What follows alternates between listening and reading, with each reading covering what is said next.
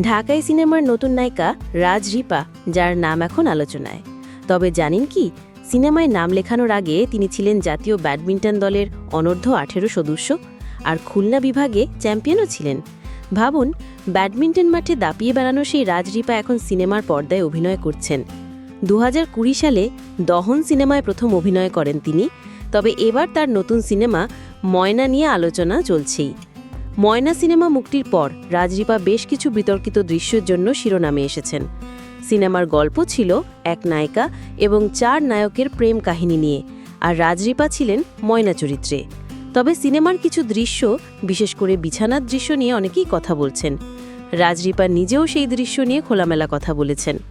তিনি বলেন, আমাকে এই ধরনের দৃশ্য করতে বলা হয়েছিল, কিন্তু আমি বললাম এটা আমি করব না।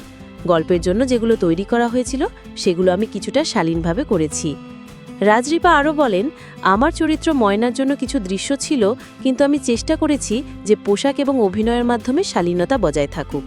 তবে চুম্বন দৃশ্যের ক্ষেত্রে তিনি জানিয়েছেন, এটা ছিল ময়নার জন্য। আমি রাজ রিপা হিসেবেই কাজটি করছিলাম না, বরং আমার চরিত্র ময়না তার কো-আর্টিস্টকে চুমু দিয়েছিল।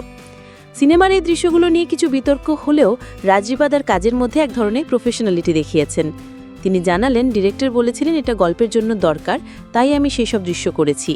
এক কথায় রাজ রিপা তার চরিত্র ময়না থেকে বেশ কিছু চ্যালেঞ্জ নিয়েছেন, কিন্তু সবকিছুই গল্পের প্রয়োজনেই ছিল। এখন প্রশ্ন, রাজ রিপার এই সাহসী সিদ্ধান্ত কতটা সঠিক ছিল?